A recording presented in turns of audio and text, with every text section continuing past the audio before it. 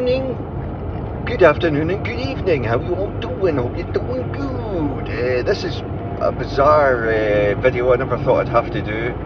It's a ramble about, you guessed it, CEX, that's sex.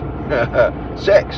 And when a Scotsman says sex, it sounds exactly the same as saying sex, but actually it's CEX. The irony of that language barrier. I was in the shop, picked up an Apple Watch.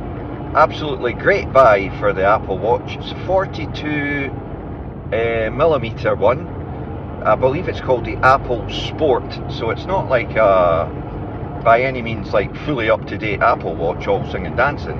But I managed to get this for £40. Absolute brilliant buy. I mean, I've got to say, an Apple Watch with an iPhone makes total sense. Stops you looking at the phone so much, etc. Got it home, put it on charge, and that was the issue. The little magnetic connector thing that you put your Apple Watch on, I don't know what they call it, but you drop it on it, so it connects, you hear it go ding, and it's charging, no bother. But then after about 2 or 3 minutes, I heard it go ding again, right, and I thought, oh, that's kind of odd. I had a look at it, no, it's charging.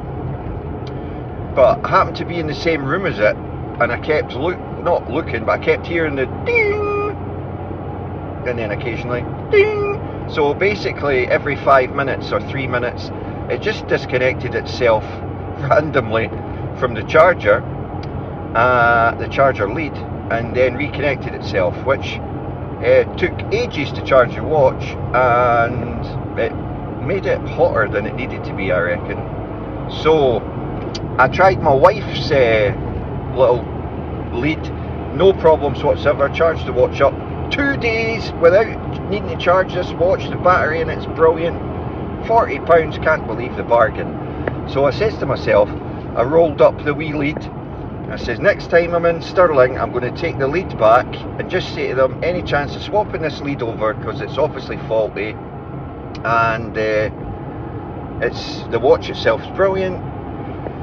And I says, right, so I put it in my pocket, and I thought, right, the next time I'm in Stirling, I'll just nip back in. They've got a 5-year warranty, 5-year guarantee with everything now. 5-year, I might add. Sounds amazing, doesn't it?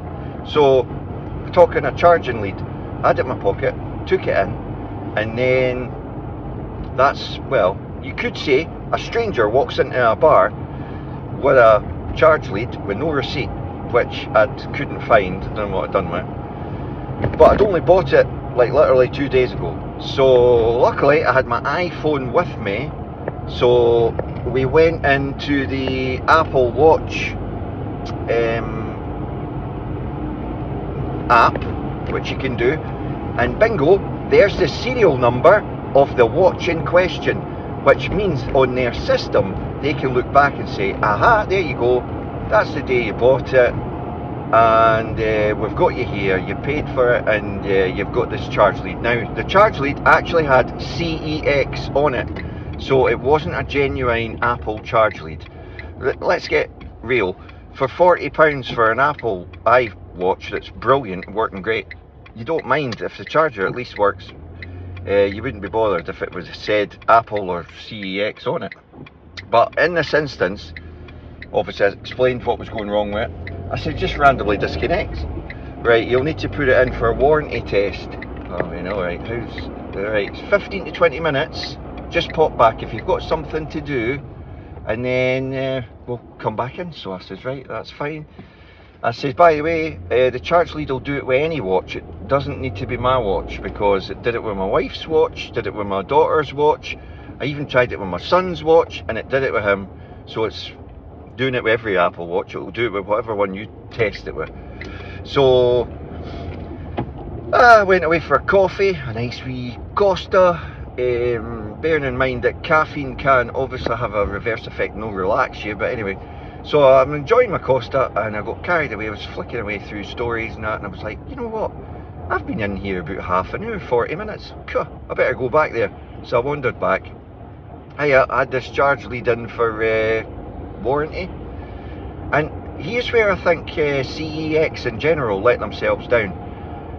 When you're buying the item and when you're looking at stuff, they cannot be more helpful.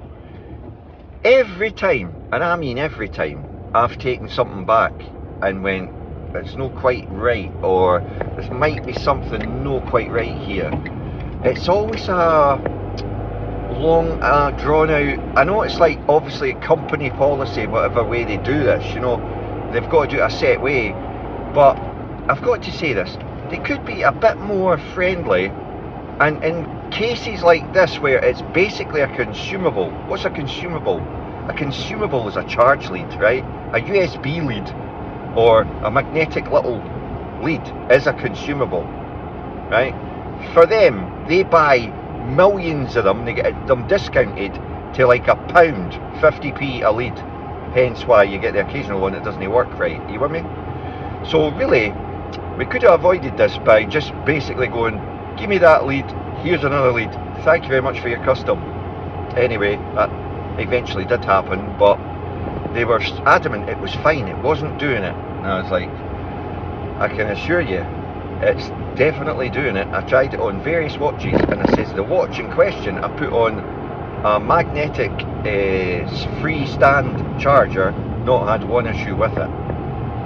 So I would appreciate an exchange of the lead. And eventually they said, oh, okay. I mean, your 5-year warranty, 5-year guarantee, I'm sorry, I'm not 100% convinced here. Is it just me? No, I would be very wary of buying anything big time off them. Like, as in, you could spend 800-900 quid, easy, 800 or 900 quid on an iPhone from them.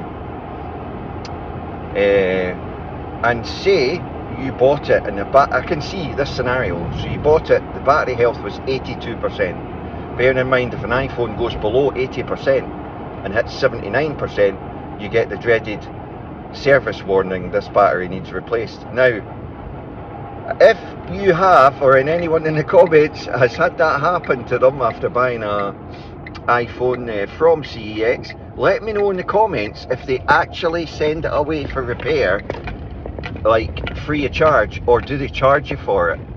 Let me know, because 5-year warranty, 5-year guarantee, your battery, if you buy an iPhone at 80% or 82, 83%, within a year of normal use, that will go in the dreaded 79% service stroke we recommend you change your battery category. So thanks for watching the video. Comment below, what do you think of them? Have you stopped using them? Are you thinking about stopping using them? Comment below. And what's your experiences of them? Good, bad, indifferent? Let me know. Comment below and help support the channel. And let's put some information out about your experiences to help others. Cheers. See you all soon.